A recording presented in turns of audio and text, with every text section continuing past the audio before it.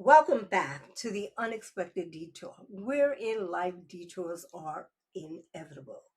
And before we begin today, let me wish each one of you a happy 4th of July.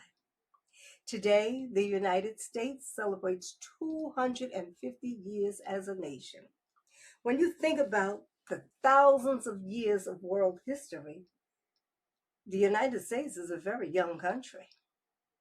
As I reflected on that milestone, my mind traveled back 50 years to 1976.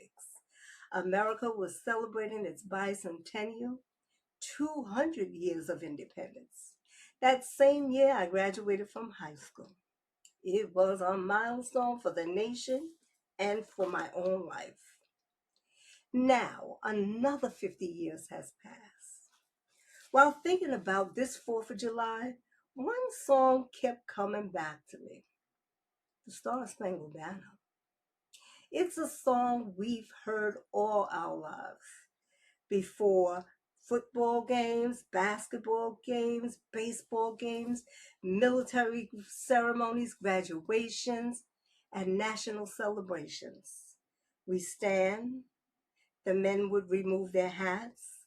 We all placed our hands over our hearts and sing. Or at least we sang the first verse. But what if I told you there were 4 verses?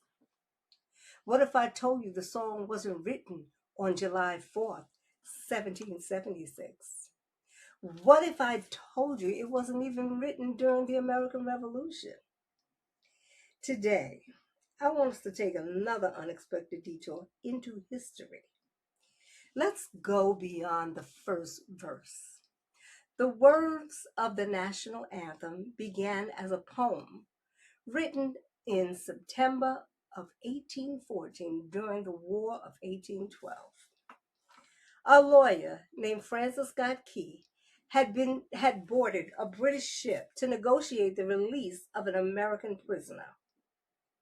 Because he had learned details about the British attack, he wasn't allowed to leave until the battle was over.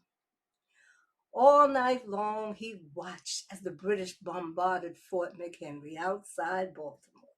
Rockets streaked across the sky, bombs exploded throughout the night. He couldn't even see who won.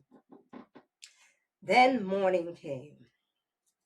As the smoke cleared, he looked towards the fort. The American flag was still flying.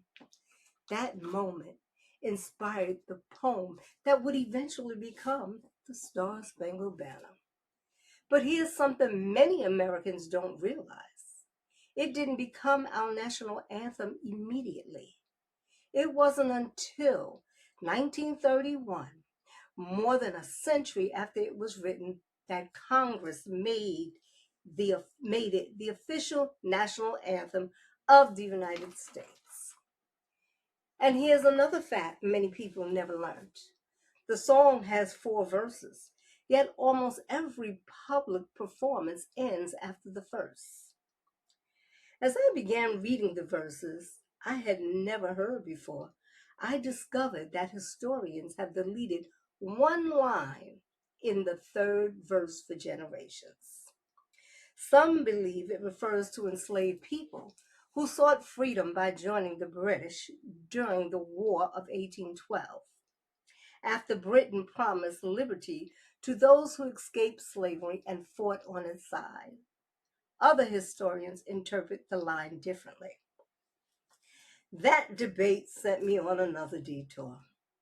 Francis Scott Key himself lived in a slaveholding society and he owned enslaved people during his lifetime. Those historical realities make many people read the anthem differently today than earlier generations did. For me, that raises an important question. We celebrate our country's history while also being honest about the parts that are difficult. I believe we can. Understanding history isn't the same as condemning it, nor is it the same as ignoring it. History asks us to learn.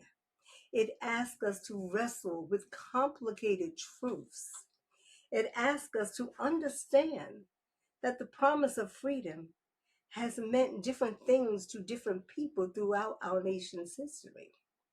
Whether you stand proudly every time the anthem is played, whether you sing every word, whether you simply listen, I hope today has encouraged you to do something we don't often do.